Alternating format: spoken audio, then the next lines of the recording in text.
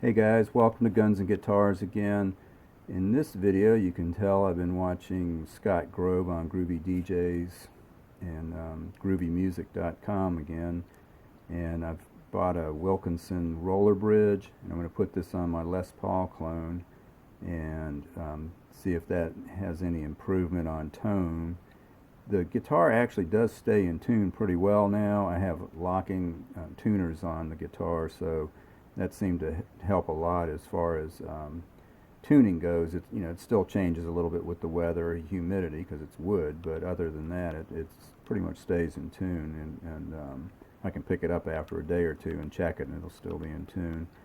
And this is what comes with the Wilkinson Roller Bridge. You get the studs and the adjusters, and it's basically a Nashville style Tune-O-Matic. You can see that the top part of this is not threaded, and that's essentially what the difference is between an ABR bridge for Gibson and the Nashville style. Is this part right here is just solid. The Wilkinson comes with these inserts in case you need to replace them, but I've already checked and these will screw right into the guitar, and the Tune-O-Matic one also screwed right in, and I didn't have any trouble at all replacing the bridge. So we'll go ahead and do a sound sample, and then I'm also going to weigh these to see if maybe the weight has anything to do with whether or not there's any better tone and the solidity of this. And this really does feel like a well-made solid piece.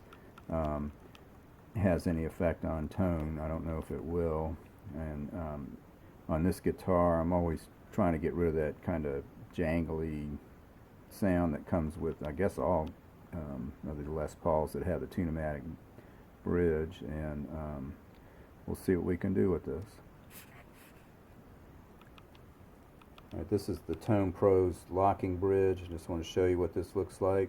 And the first thing we do in order to change the bridge on this guitar is loosen the strings. So we'll go ahead and begin by doing that. Woo.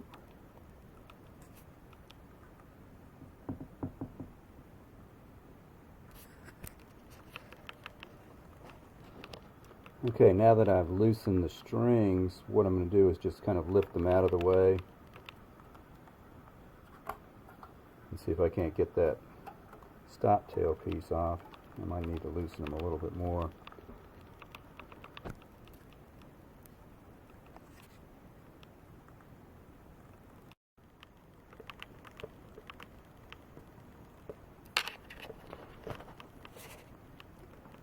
And what we'll do is take this Allen wrench and loosen the little screws that are locking the bridge onto the guitar.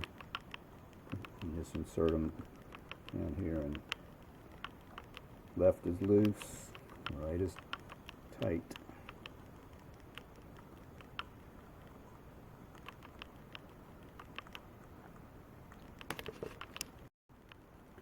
One trick, if you're loosening the strings and you're still having trouble getting the bridge off, is just tighten these adjusters back down to the deck, and that'll give you some more slack so you can get the strings out of the way and get the bridge all the way off the guitar. You can also see the adjustment of the saddles on the bridges for this guitar.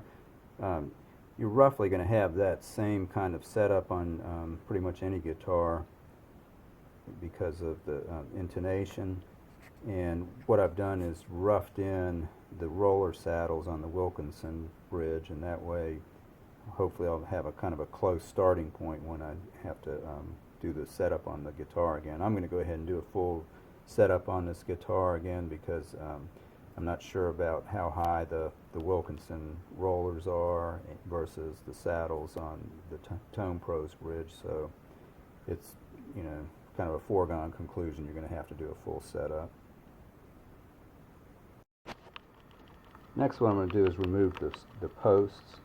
Just unscrew these and they'll come all the way out. Like I said, this diameter's thicker than the Wilkinson posts. The Wilkinson posts are much more like the Gibson posts there. So this is the Wilkinson post. Just kind of push it into the guitar. This will be the weight of the Tone Pro's locking bridge. It's almost 2 ounces, 1.94 ounces.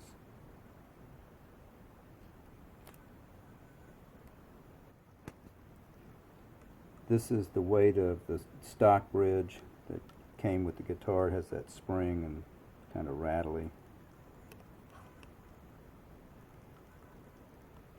1.75 ounces.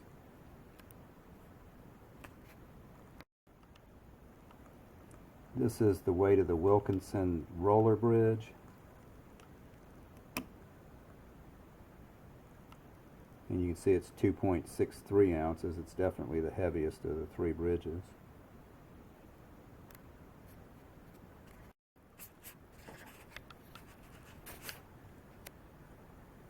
This is a view of the relative widths of the 2 bridges.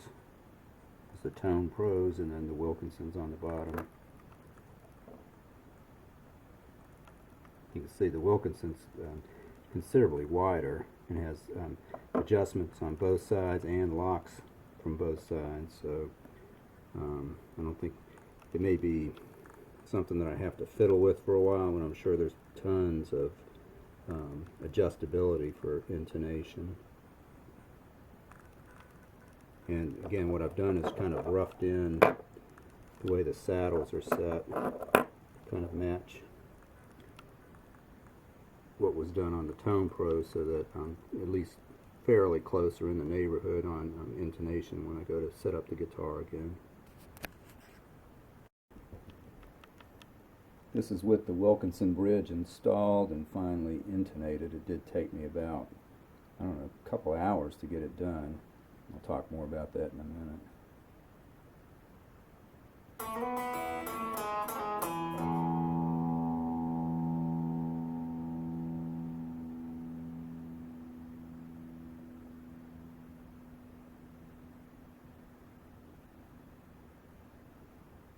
And it just stopped ringing.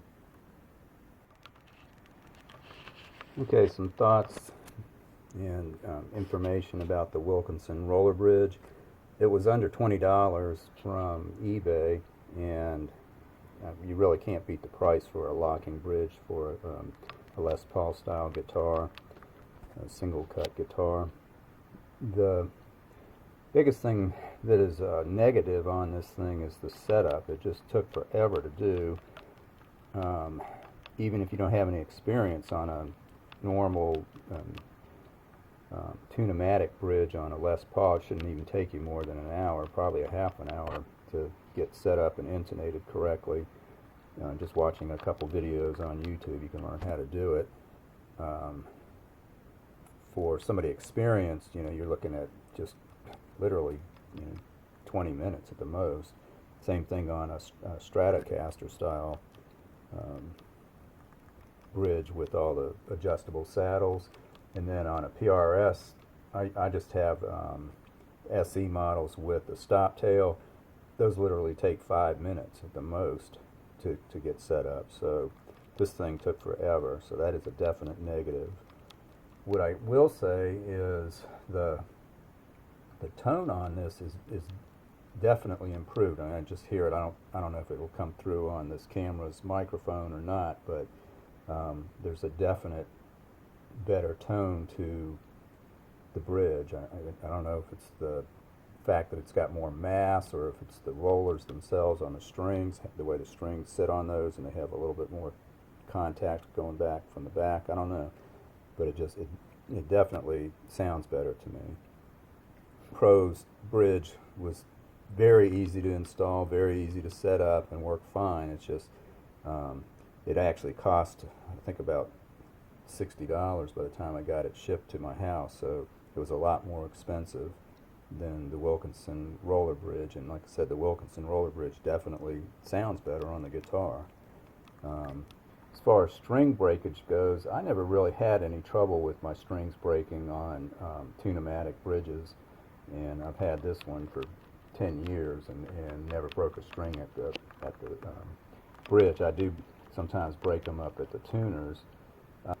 The other thing that I never really had too much trouble with the Tone Pros bridge, I think with the original bridge that came on here, it was so loose and shaky that I did lose tune on this. With the Tone Pros locking bridge, I didn't really go out of tune with that, other than, you know, the normal changes in humidity or seasons, you know, would really vastly affect it, or if the guitar just sat there for a while. But you know, with playing the guitar and having it go out of tune, it just didn't really happen. And I don't know yet on this one, but from what I understand, I won't have any problems with it going out of tune because of the roller bridge. And I do have locking tuners on the guitar, so that you know, helped it stay in tune before, and it's obviously going to stay in tune even better now, I think. So on the whole, if you can put up with getting the thing set up, the Wilkinson Roller Bridge, I think, is a really good improvement to any of these single cut Les Paul style guitars. Hope that helps, and if you would, I'd really appreciate you giving me a thumbs up or subscribing to my channel. Thanks.